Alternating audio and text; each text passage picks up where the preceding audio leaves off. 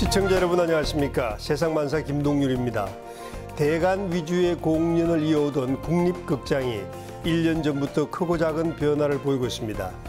특히 창극 공연은 창극단 역사상 처음으로 연이어 매진을 기록하는 등 관심이 집중되고 있습니다.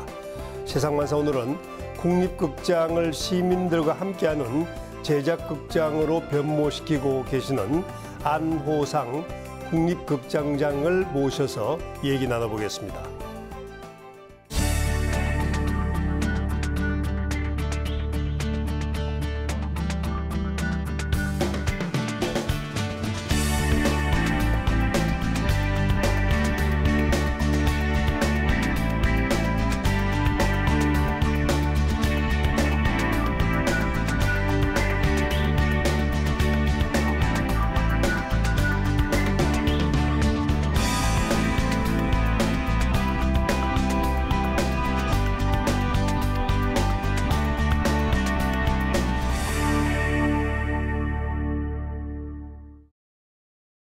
안호상 극장장님 어서 오십시오. 예, 안녕하세요. 네, 예. 극장장님 아주 어렵군요. 예. 발음이. 잘 안 나오죠. 예, 우리 어릴 때 무슨 간장공장, 공장장하고 비슷하군요. 저희 직원들도 그게 잘 말이 안 나오니까 그냥 극장님 이렇게 부를 경우도 있어요. 네. 예. 그러니까 뭐 태생적으로 극장장님을 할 수밖에 없는 그런 운명을 지니신 것 같습니다. 예, 뭐 오랫동안 하여튼 이쪽에서 일을 하고 있습니다. 네, 그 국립극장은 굉장히 유명하고 또 국가를 대표한 대표성도 있지만 일반인들에게는 여전히 좀 괴리감 있고 낯설지 않습니까? 대개 해오름 극장 정도로 알고 있는데 이게 시청자분들께 국립극장에 대해서 좀 소개를 해주시죠. 예, 국립극장이 조금 뭐 낯선 분들도 계실 텐데 사실 우리 국립극장은 오랜 역사를 가지고 있고요. 사실 아시아에서는 국립극장을 가진 최초의 나라이기도 하고요. 뭐 세계적으로 유명한 영국의 내셔널 시어터나 미국의 케네디 센터보다도 오히려 더 우리 역사가 오래됐습니다.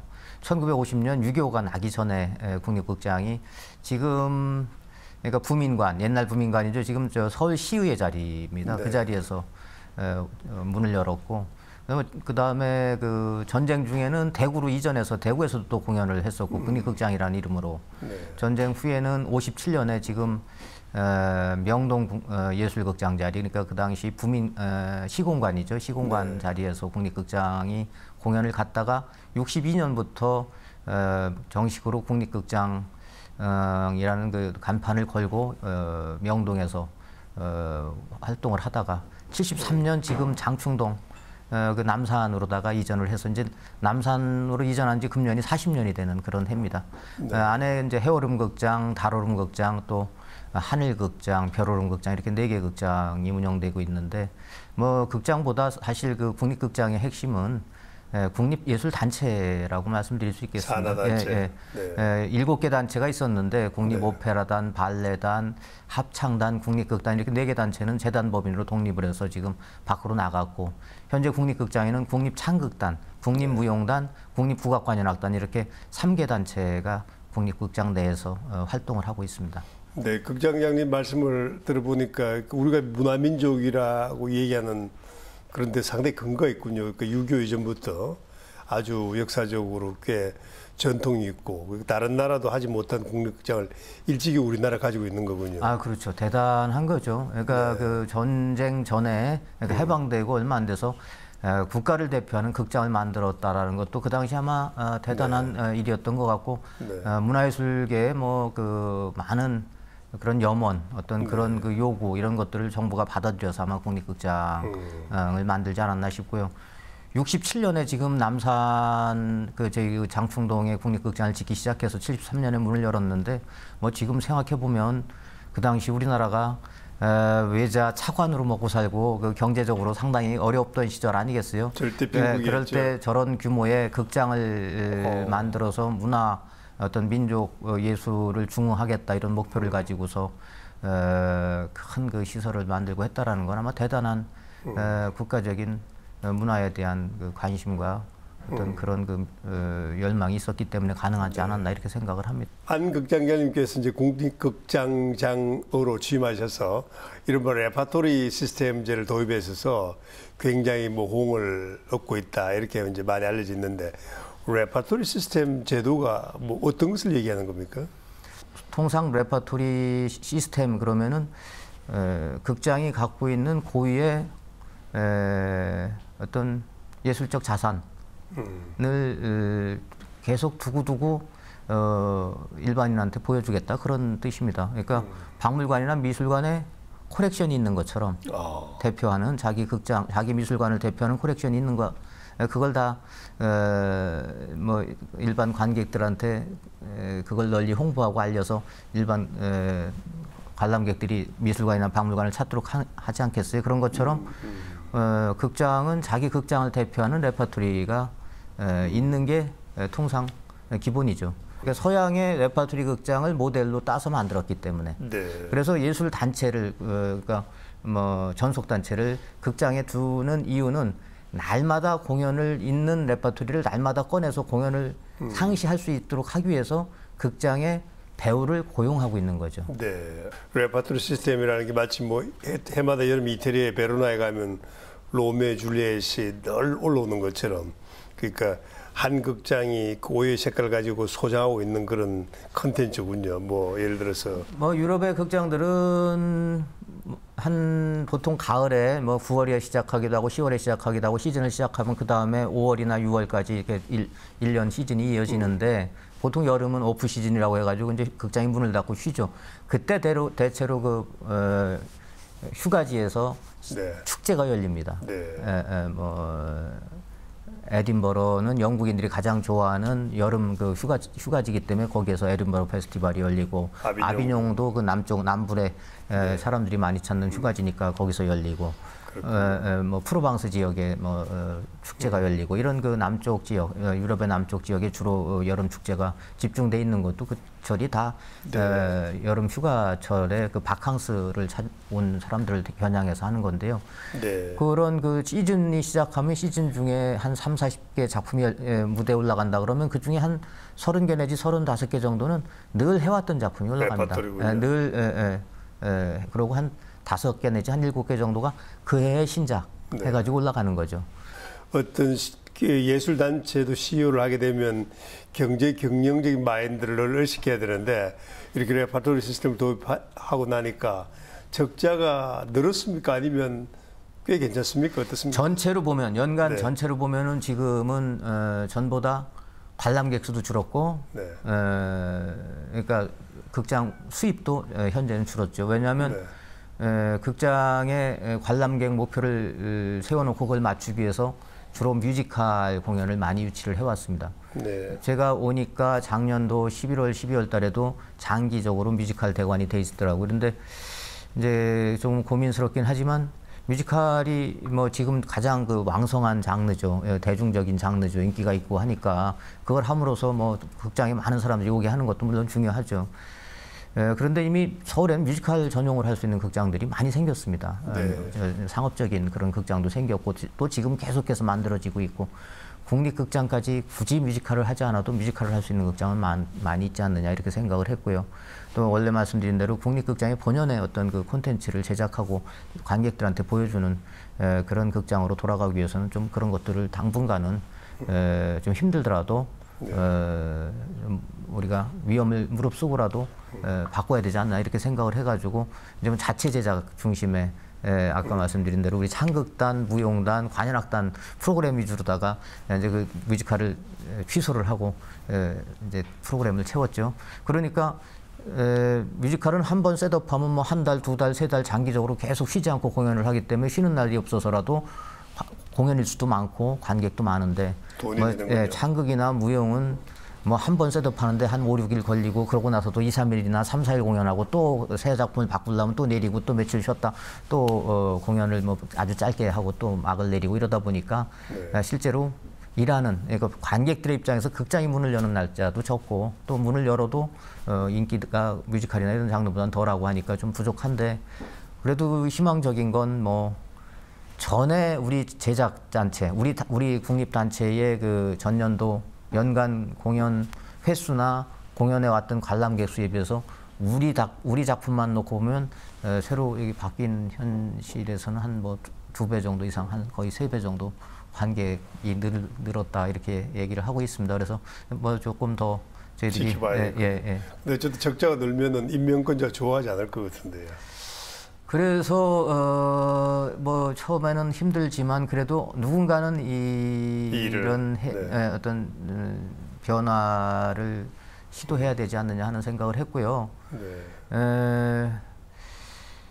그러니까 개인적으로 뭐 기관을 맡고 있으니까 우리 기관이 미상이나 기관의 어떤 역할을 축소시키면 안 되겠지만 뭐 저 개인적인 위험을 조금 감수하고 만약 이게 바른 길이라고 하면 한 번쯤 이런 시도를 누군가가 해야 되지 않느냐 이렇게 생각을 했죠. 예, 극장님 지금 말씀하셨지만 우리나라에 지금 뮤지컬이 굉장한 인기지 않습니까? 그래서 일부에서는 비평가들은 이 오페라나 발레나 순수 발레보다는 뮤지컬에 쏠리고 있는 현상이 자칫 문화의 저급화를 가져올 수 있다 이렇게 부정적으로 보는 시각도 있는데 어떻게 보시나요, 전문가로서? 뭐 그런 측면이 있죠. 뭐 뮤지컬이 상당히 이제 대중적이고 상업적인 측면이 있기 때문에 뭐 예술적 순수성, 어떤 예술성 뭐 이런 면에서 좀 약하지 않나 이런 얘기들도 하는데 우리 관객들은 뮤지컬을 고급 예술이라고 아직 생각을 하고 보시는 것 같습니다.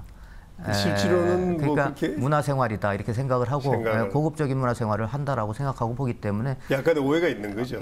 그런 어떤 뭐 이런 공연을 보는 어떤 관습, 공연을 보는 그런 것들이 조금 이런 뭐 클래식이나 발레나 오페라 쪽으로 또 옮겨가지 않겠나 이렇게 생각을 하고 특히 저는 우리 작년도 창극에 많은 관객들이 관심을 보였는데 이런 것들이 뮤지컬을 많이 봐본 관극 경험이 이런 그 새로운 어떤 음악극, 우리 창극에도 사람들이 관심을 갖게 되는데 좀 도움이 되고 있지 않나. 진입장벽을 허무는 역할을 할 수도 있다. 긍정적으로 뮤지컬을 보고 재미있게 생각한 분들이 창극을 보고 의외로 이것도 더 재밌네. 또 때에 따라서는 더 재밌네. 이런 반응들이 지금 나오고 있거든요. 그거는 저는 뮤지컬이 기여하는 측면도 있구나 이렇게 생각을 합니다. 일정 부분이 있군요.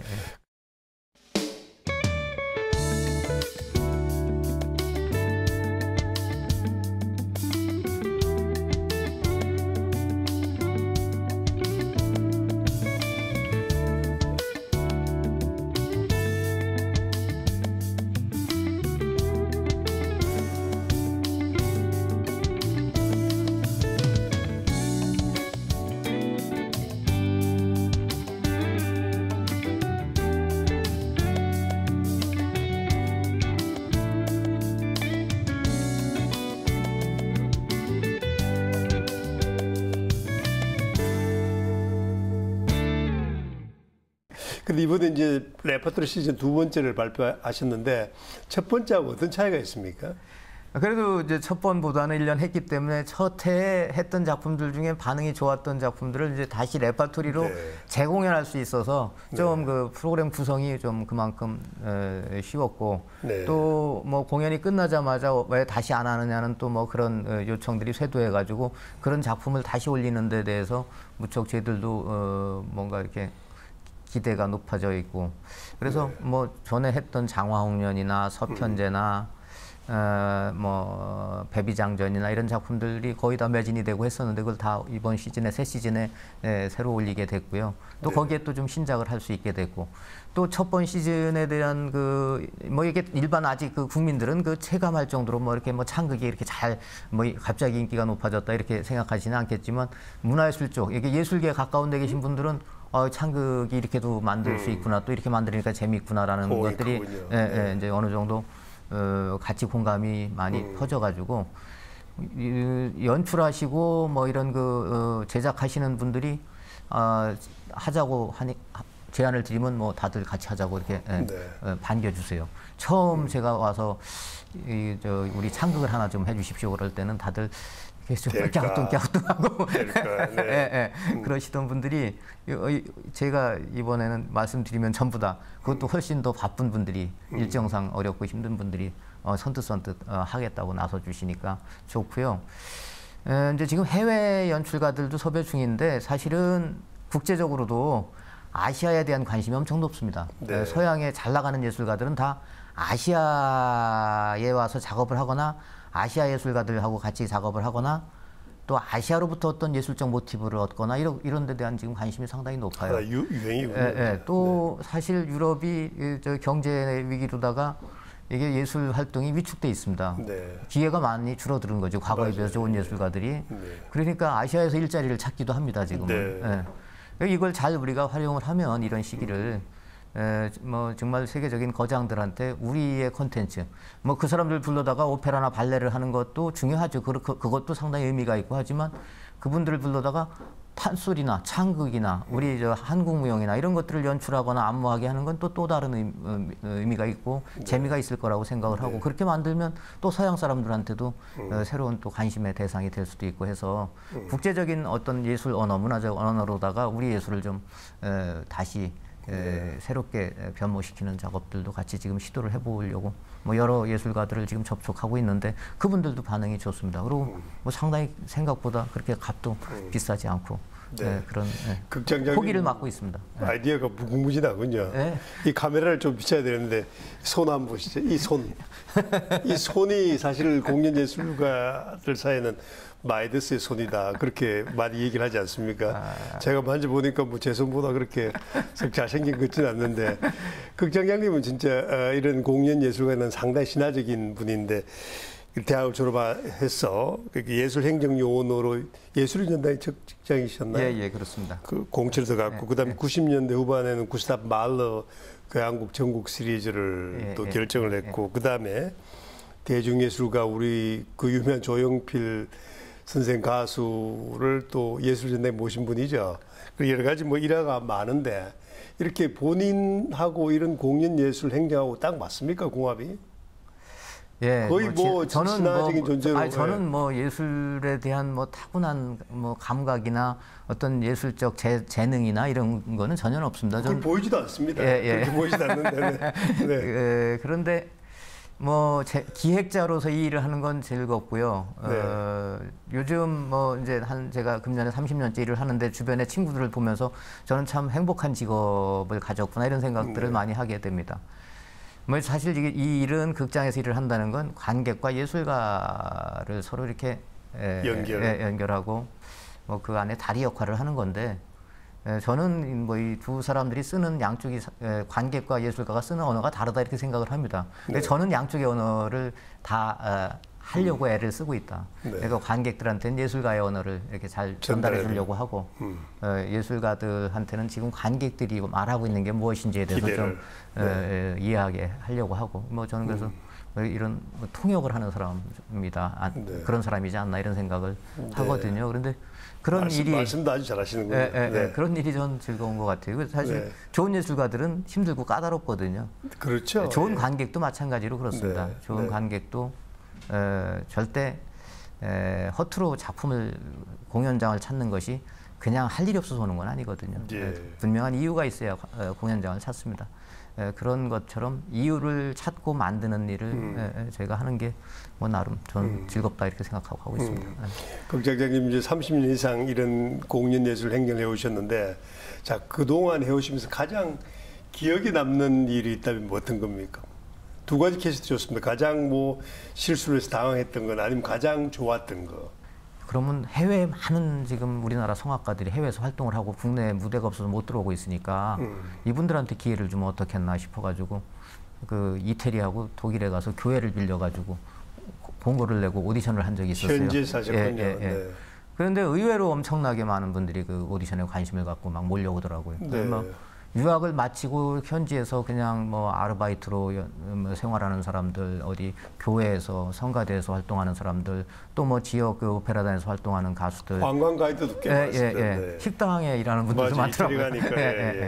그런 분들이 막 몰려든 거예요. 그래가지고 그때 거기서 오디션을 해서 이제 뭐 좋은 가수들을 선발하고 국내 와서 공연을 했는데. 그게 뭐 처음에는 뭐 좀 국내 성악계에서는 좀 못마땅해 하는 부분도 있었는데 지나고 나서 보니까 지금 우리나라 오페라의 새로운 젊은 자원을 예술가들을 이렇게 그때. 수혈하는 역할도 했고 또 관객들한테 새로운 네. 좀 신선한 어떤 오페라를 보여줄 수 있는 계기도 됐고 지금 뭐 전 세계적으로 우리나라가 오페라 강국이 돼가고 있습니다. 뭐 성악가들도 많고 독일하고 이태리에는 한국 성악가가 없으면 오페라를 못한다 할 정도로 다 지금 많이 활동을 하는데 그런 성악가들이 지금 국내 무대를 왔다 갔다 하면서 공연을 하고 있기 때문에 국내 오페라 수준도 같이 올라갔고 그래서 그런 때가 참 곤혹스럽기도 했는데 뭐 그런 경험들 뭐 많이 있습니다. 뭐 저녁 밤에 공연 중에 예술가가 갑자기 병원에 입원해야 되는 상황이 생겨서 그 다음 날 공연을 못하는 일이 생겼을 때 또 밤새 수습을 해요. 네. 007 작전으로 일본에서 지휘자를 불러다가 공연한 적도 있었고 뭐 그런 경험들이 있었습니다. 네. 극장장님 모시고 말씀을 나누다 보니까 불현듯 주말이면은 걸어서 달라진 국립극장에 가보고 싶은 생각이 불쑥 듭니다. 오늘 귀한 시간 고맙습니다. 네. 예, 감사합니다. 네. 예.